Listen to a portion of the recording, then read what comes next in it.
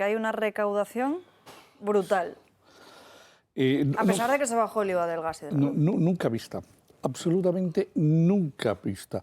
Para que nos hagamos una idea, en el mes de octubre, hemos recaudado casi 42, el Estado ha recaudado casi 42.000 millones que equivalen al 80% de la recaudación del segundo trimestre del año. Si cogemos solo la recaudación del segundo trimestre del año, que fueron 52.000 millones, este mes hemos recaudado el 80% de todo un trimestre. Y supone, a su vez, es decir, la recaudación récord desde el punto de vista trimestral fue en el tercer trimestre, que creció un 46% con respecto al segundo trimestre. Bueno, pues solo octubre es el 60% del tercer trimestre. Es increíble. Es decir, los datos son alucinantes. 42.000 millones, de los cuales, es decir, de impuesto de sociedades, 15.000 millones. Entonces España va como un tiro, José Ramón. Porque está calculándose los gastos, es decir, los beneficios de los impuestos tirando del resultado del año pasado. Es decir, el gobierno lo proyecta y te dice, a partir de ahora, todos los meses para las grandes me tienes que pagar tanto y luego ya regularizaremos. Y para las pymes me tienes que pagar cuánto y me lo pagas trimestralmente. O sea que hay que adelantar. Claro, si el impuesto a sociedades... Eso explícalo a la gente, porque si no... El impuesto a sociedades... Si pagamos más impuestos, si recauda más impuestos el Estado, la primera deducción del que no sabe, que es mi caso de economía, es que el país tira como una... En fin, no, va como el ave. No, lo primero de todo, los impuestos indirectos vienen directamente generados por culpa de la inflación. Si los precios suben, si tú recaudas más, comprando exactamente lo mismo, estás recaudando más. Y los impuestos indirectos se han ido a 15.000 millones de recaudación en el mes de octubre. Y los indirectos. Y los directos a 27.000 millones. Pero sobre todo afectados, porque en los impuestos a sociedades, es decir, que las pymes las pagan trimestralmente, es decir, como el cálculo del resultado viene proyectado por el resultado del 2021, es decir, se está creciendo la recaudación en 10 meses. En 10 meses ha crecido un 31% el impuesto a sociedades. El IRPF ha crecido un 18,5%. En los directos, perdona, el IRPF un 16%, pero el impuesto a sociedades ha crecido un 31%. Con lo cual, la recaudación se ha ido a 223.000 millones de euros, es decir, en lo que va de año, que es igual al presupuesto total anual que tenía el Gobierno. Cuando el Gobierno hizo el presupuesto de recaudación para todo el año, presupuestó 223.000 millones. En octubre ya los ha cubierto. Todo lo que recaude en noviembre y diciembre, absolutamente todo, es extra. Y eso irá para quitar déficit, supongo. No, vamos a ver, para quitar déficit sí, para quitar deuda no. Esa es la diferencia. Matiza, sí. No, es muy importante. Es decir, para quitar déficit sí. Es decir, es más, la IGA acaba de publicar los datos a septiembre, es decir, y el déficit ha bajado en 20.000 millones. A pesar de que hemos recaudado casi 40.000 millones más. Solo el déficit cae en 20.000 millones. Para quitar deuda no, porque seguimos teniendo déficit. O sea, que son dos cosas completamente diferentes. Ni para quitar déficit. O sea, quitamos parte del déficit, pero sigue habiendo déficit. Sigue no es que entremos habiendo en superávit. No es que habiendo se sigue gastando, dicho en otras palabras, se sigue gastando más de lo que se tiene. Entra, así de claro. Sí, señor. Sí. Claro. Eso es así de claro. Es decir, a pesar de la recaudación extraordinaria que estamos teniendo de 225.000, 23.000, casi 25.000 millones en los primeros 10 meses, y de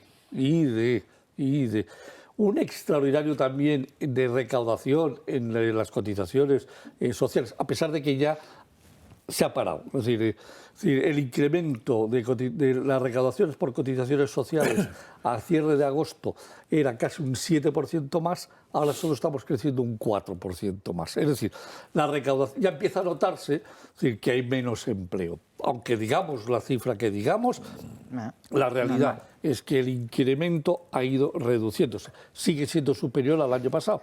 Es decir, con lo cual, por todos los conceptos estamos en casi en 400.000 millones de ingresos, tela, y por todos los conceptos estamos en casi 440.000 millones de gastos.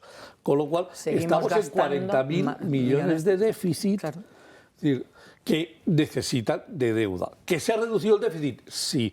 El año pasado, en estas mismas fechas, estábamos casi en 70.000 millones y ahora estamos en 40.000 solo millones. 40.000, que se dice déficit. pronto, ¿eh? Pero deuda estamos incrementando, y además, generando más, deuda más, todos sí, los meses. vendiendo deuda todos los días, sí, sí. Todos los meses. Sí. ¿Por qué? Sigue creciendo la deuda. Absolutamente. Sigue creciendo. Porque seguimos gastando mucho más de lo que, de lo que seguimos ingresamos. ingresando. Y en teoría tendríamos que tener solo un 60%, ¿no?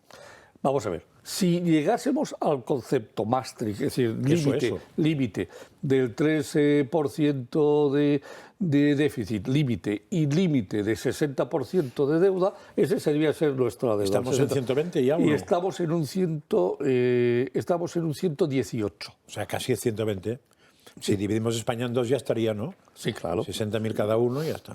Sí, lo que pasa es que el PIB también lo tendrías que dividir por dos. Vaya, Con lo hombre, cual, ya la hemos liado. Sí, casi que mejor no lo hagamos porque Vaya, hombre. la vamos a liar. Ya la hemos liado. Esto es una locura. Es Total. decir, estamos...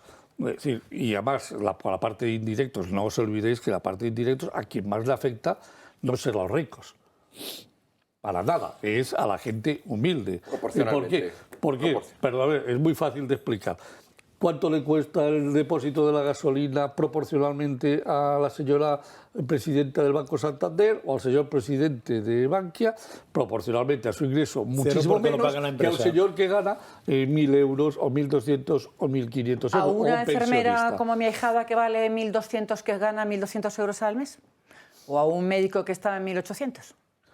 Por decir de alguna manera, ahora que estamos con el tema. ¿sabes? Entonces, ese es el gran problema. O sea, el gran drama, dices, bueno, los que trabajan no les han deflactado el IRPF, que ya es una faena importante, pero y a los que no trabajan, es decir, que están en el paro, tampoco les han deflactado el IRPF y por lo tanto todo lo que cobren también les quitan el IRPF y también, es decir, y encima tienen que ir a hacer la cesta de la compra y la cesta de la compra le han crecido no un 6,7 o 6,8%, como dice la inflación. No, un 30. La cesta de la compra Un tiene un 30. veintitantos por ciento. Con lo cual, no nos olvidemos de eso. Y además, es decir, precisamente por eso se recauda el IVA que se recauda. Sí, Es más, 75.000 millones de IVA frente a 62.000 el año pasado. Pero que al crecer los precios también crece el Claro, IVA. claro. Por lo tanto, también pagas más IVA. Sin duda. Ese incremento ha sido incremento en los precios y en los impuestos que paga una persona que simplemente se conforma con hacer una compra. Si para antes comer. una barra de pan valía 1 más el IVA, es decir, pagabas el 1,21. Es decir, si ahora una barra de pan vale 1,10, pagas el 20% sobre 1,10, que es decir, 1,27, 1,28. Es decir, estás pagando 6 céntimos más. O sea, por el IVA más 10 céntimos porque se ha subido el precio. ¿Sabes lo que me imagino yo? Que la gente, supongo, de este gobierno, pero podemos pensar en un gobierno imaginario que le pasa eso, cuando ven eso deben decir, hay que apretar más que aún pueden. ¿No? Porque como no se queja casi nadie, si has conseguido recaudar todo esto y la gente sigue más o menos haciendo su vida, dices, seguramente aún viven demasiado bien. Aprieta, yo personalmente pienso, primero, voy a decir que aquí hay un grave problema por parte de la oposición no comunicando correctamente todos estos datos. Se debería hacer un esfuerzo de explicar que se están forrando, que además se están dilapidando, sí, porque el patrimonio nacional, porque nos están endeudando mucho más, sí, está muy bien. Es decir, a mí me parece perfecto todo lo que hacemos en el Congreso, los diputados, todo me parece perfecto. Pero yo creo que va a haber que tomar un momento determinado en la oposición, que tiene que tomar una estrategia de atacar en 2, 3, 4 frentes exclusivamente. Olvídate de todas las noticias del día a día, todas las... Sí.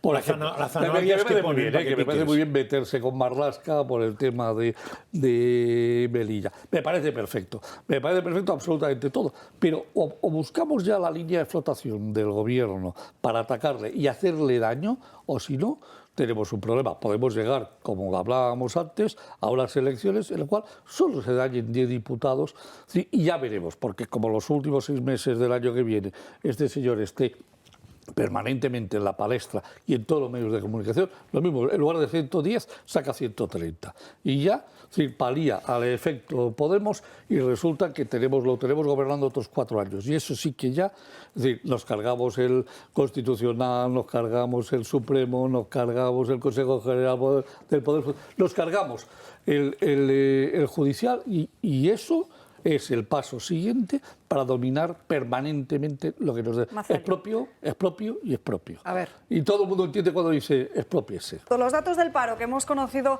esta misma mañana y las sospechas de manipulación.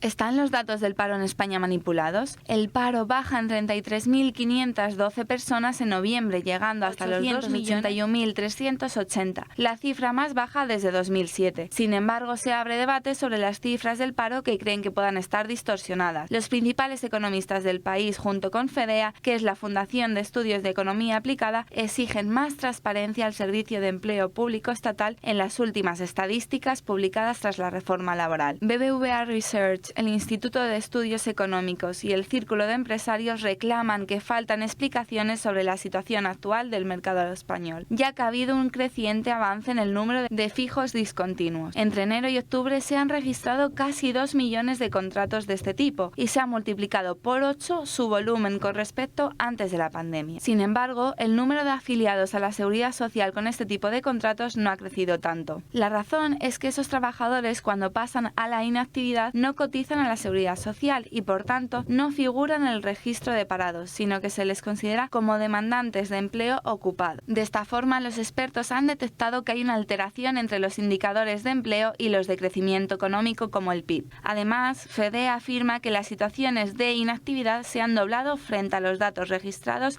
antes de la reforma. El secretario de Estado de Empleo, Joaquín Pérez Rey, defiende que las cifras de desempleo se computan igual desde el año 1985 y que no ha cambiado ni una coma en el proceso. Y esa es la explicación que los expertos critican. La cuestión está en que los fijos discontinuos tienen ahora un peso muy importante en el mercado laboral. Los expertos creen que sería aconsejable y necesario que el SEPE publicara mensualmente los datos de forma detallada, creando una columna con la evolución del paro registrado por un lado y por otro lado con los fijos discontinuos no activados. Así se vería reflejado realmente las cifras reales de las personas que están en paro y no datos maquillados que no corresponden con el mercado laboral actual de España. Riera.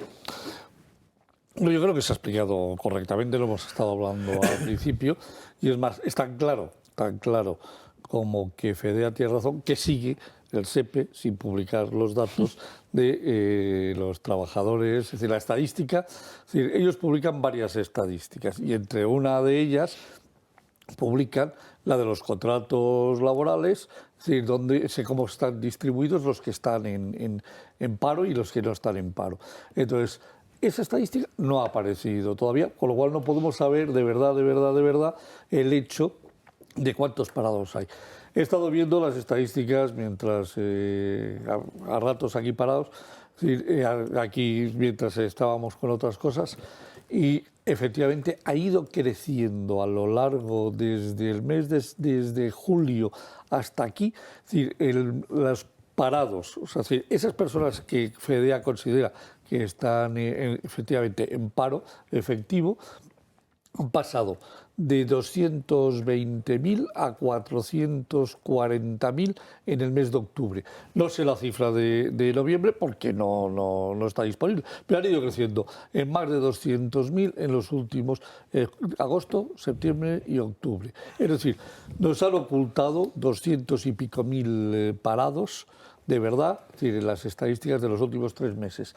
Y lo que decía aquí el personaje ese de la barba como yo, es decir, que tiene simplemente una diferencia, él es comunista y yo soy de derechas, es que sí es cierto que desde el 85 se computa exactamente igual, con una diferencia, es que antes, es decir, había contratos temporales y ahora no hay contratos temporales, y los contratos temporales se han obligado a llevar a fijos discontinuos y por lo tanto hemos pasado de 280.000, casi 300.000 que estaban en fijos discontinuos permanentemente la misma cifra, hoy no he visto todavía la cifra del INS, pero deben estar ya muy cerquita del 1.000.000 de contratos en ese tema. Es decir, claro, un incremento de 700.000, pues hombre, no, de verdad sí es sustancial a efectos de que puedan estar parados o no.